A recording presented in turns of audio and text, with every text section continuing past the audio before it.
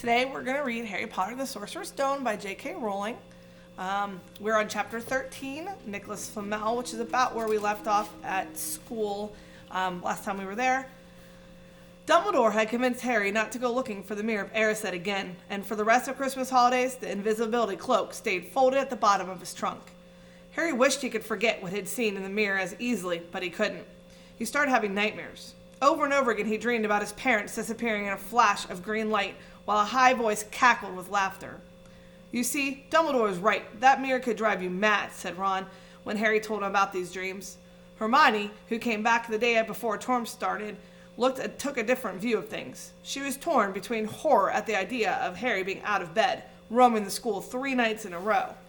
If Filch had caught you, and disappointment that he had at least found out who Nicholas Flamel was. They had almost given up hope of ever finding Flamel in a library book, even though Harry was still sure he'd read the name somewhere.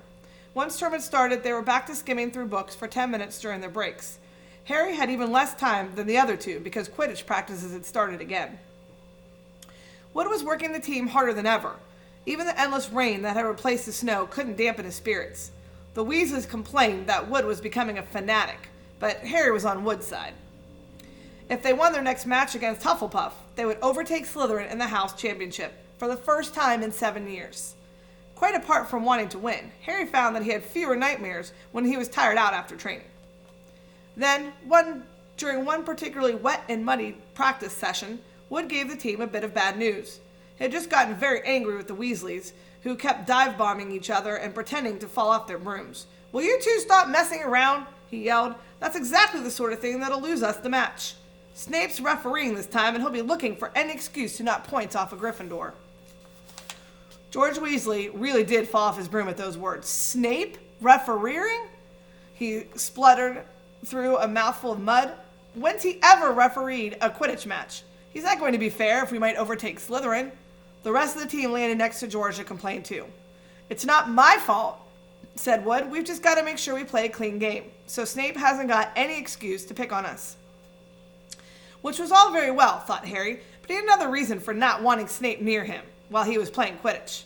The rest of the team hung back to talk to one another as usual at the end of practice, but Harry headed straight for the Gryffindor common room, where he found Ron and Hermione playing chess. Chess was the only thing Hermione ever lost at, something Harry and Ron thought was rather good for her. "Don't talk to me for a moment," said Ron when Harry sat down next to him. "I need to He caught sight of Harry's face. "What's the matter with you? You look terrible." Speaking quietly so that no one else would hear, Harry told the other two about Snape's sudden, sinister desire to become a Quidditch referee. "Don't play," Hermione said at once. "Say you're ill," said Ron. "Pretend to break your leg," Hermione suggested. "Really break your leg," said Ron. "I can't," said Harry. "There isn't a reserve seeker. If I back out, Gryffindor can't play at all." At that moment, Neville toppled into the common room. He had managed to climb through the portrait hole, was anyone's guess, because his legs had been stuck together with what they recognized at once as a leg locker curse.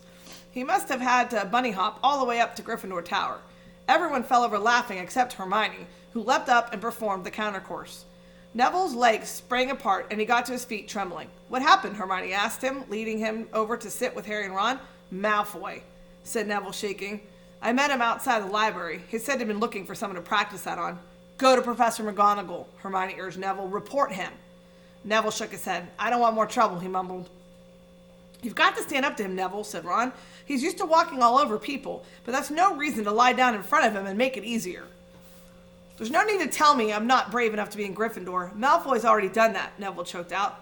Harry felt in the pocket of his robes and pulled out a chocolate frog, the very last one from the box. Hermione had given him for Christmas. He gave it to Neville, who looked as though he might cry.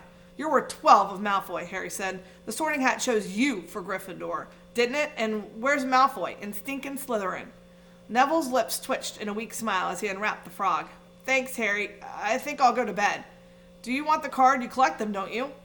As Neville walked away, Harry looked at the famous wizard card. "Dumbledore again," he said. "He was the first one I ever..." He gasped. He stared back at the card. Then he looked up at Ron and Hermione. "I found him," he whispered. "I found Flamel. I told you I'd read the name somewhere before. I read it on the train coming here. Listen to this. Dumbledore is particularly famous for his defeat of the Dark Wizard Grindelwald in 1945. for the discovery of 12 uses of dragon's blood and his work on alchemy with his partner Nicholas Flamel.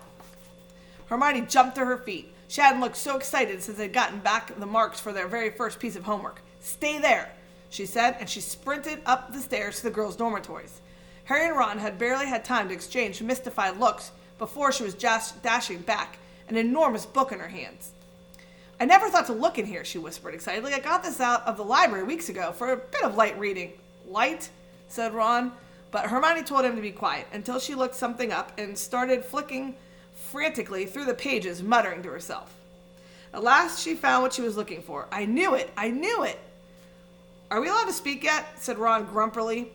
Hermione ignored him. "Nicholas Flamel," she whispered dramatically, "is the only known maker of the Sorcerer's Stone." This didn't have quite the effect she'd expected. "The what?" said Harry and Ron. "Oh, honestly, don't you two read? Look, read that there." She pushed the book toward them, and Harry and Ron read.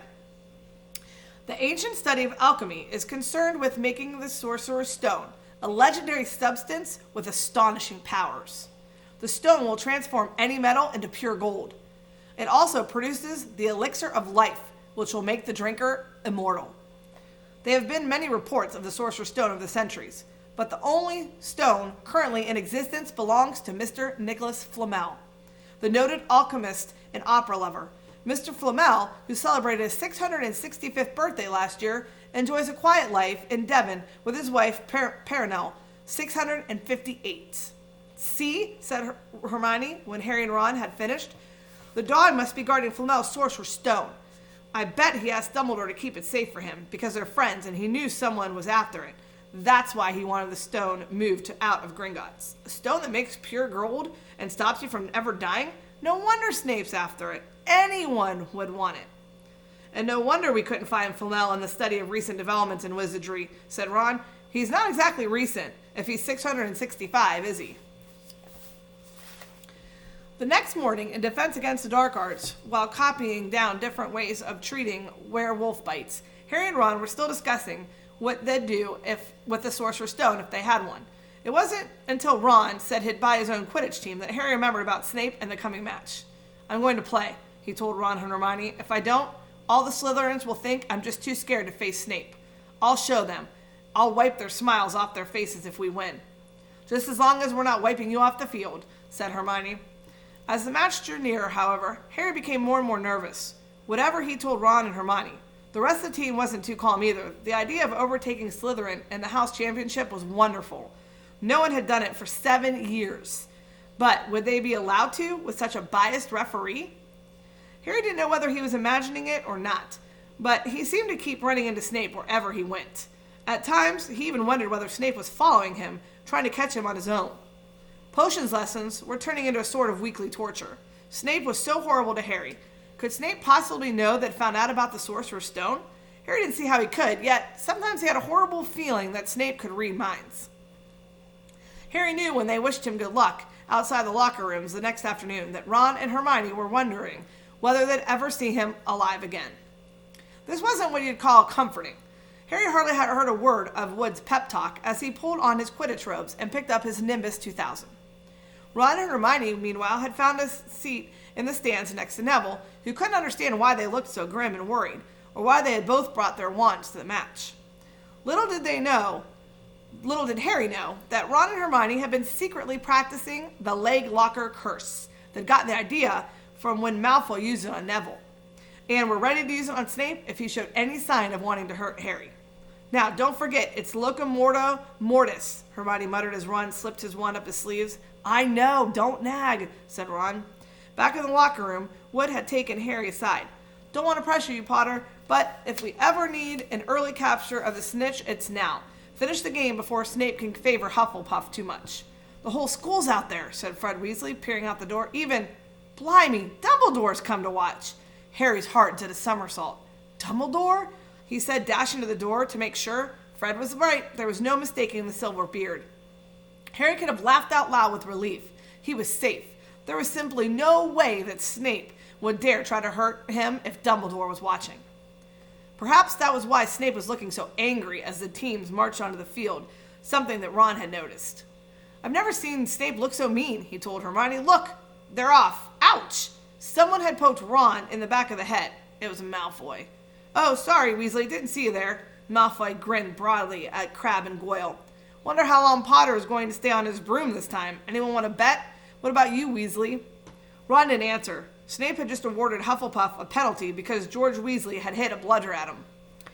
Hermione, who had all her fingers crossed in her lap, was squinting fixedly at Harry, who was circling the game like a hawk, looking for the snitch.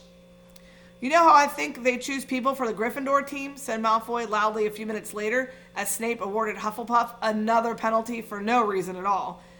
It's people they feel sorry for. See, there's Potter, who's got no parents. Then there's the Weasleys, who've got no money. You should be on the team, Longbottom. You've got no brains.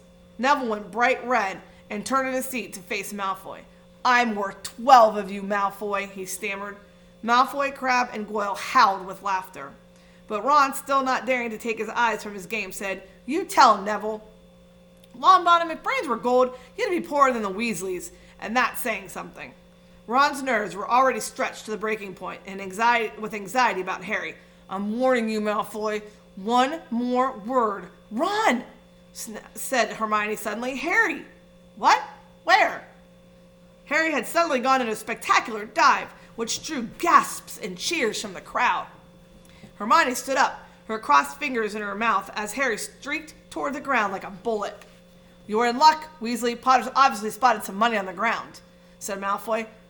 Ron snapped. Before Ralph Malfoy knew what was happening, Ron was on top of him, wrestling him to the ground.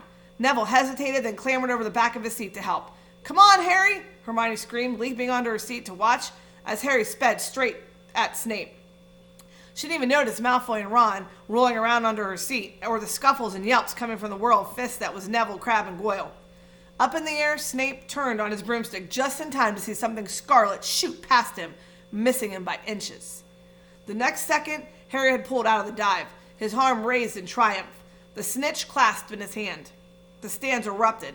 It had to be a record. No one could ever remember the snitch being caught so quickly. Ron, where are you? The game's over. Harry's won. We've won. Gryffindor's in the lead, shrieked Hermione, dancing up and down on her seat and hugging Pavarti Patil in the row in front. Harry jumped off his broom, a foot from the ground. He couldn't believe it. He'd done it. The game was over, and it barely lasted 5 minutes. As Gryffindors came spilling onto the field, he saw Snape land nearby, white-faced and tight-lipped. Then Harry felt a hand on his shoulder and looked up into Dumbledore's smiling face. Well done, said Dumbledore quietly so that only Harry could hear. Nice to see you haven't been brooding about the mirror. Been keeping busy. Excellent. Snape spat bitterly on the ground. Harry left the locker room alone sometime later to take his Nimbus 2000 back to the broom shed. He couldn't remember feeling happier. He had really done something to be proud of now. No one could say he was just a famous name anymore. The evening air had never smelled so sweet. He walked over the damp grass, reliving the last hour in his head, which was happy blur.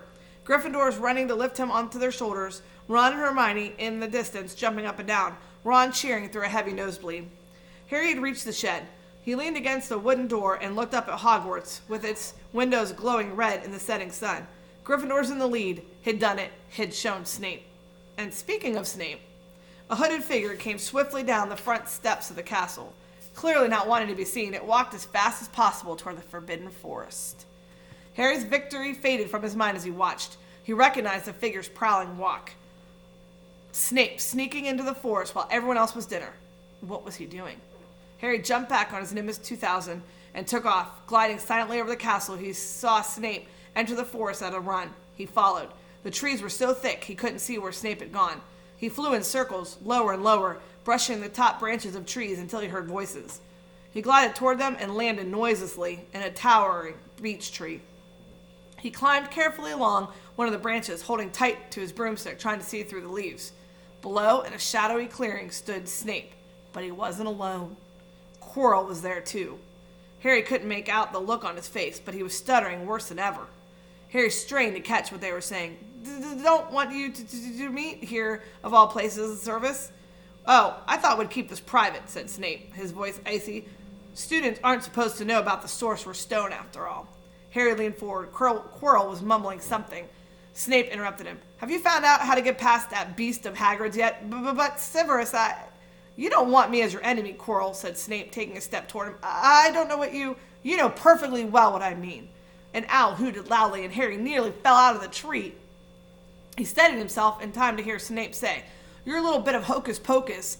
I'm waiting, but very well," Snape cut in. "We'll have another little chat soon, when you've had time to think things over and decided where your loyalties lie."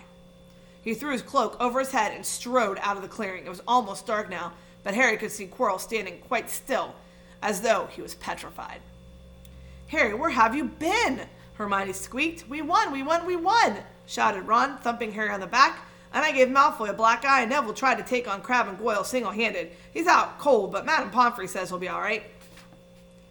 "Talk about showing Slytherin. Everyone's waiting for you in the common room. We're having a party. Friend George stole some cakes and stuff from the kitchen." "Never mind that now," said Harry breathlessly. "Let's find an empty room. You wait till you hear this." He made sure Peeves wasn't inside before shutting the door behind him. Then he told them what he'd seen and heard. "So we were right. It is the Sorcerer's Stone, and Snape's trying to force Quirrell to help him get it. He asked if he knew how to get past Fluffy, and he said something about Quirrell's hocus pocus. I reckon there are other things guarding the stone. Apart from Fluffy. Loads of enchantments, probably. And Quirrell would have done some anti-dark spells that Snape needs to break through." "So you mean the stone's only safe as long as Quirrell stands up to Snape?" said Hermione in alarm. "It'll be gone by next Tuesday," said Ron. That's it for today. I will read you chapter 14, Norbert the Norwegian Ridgeback, tomorrow. Miss you guys. Bye.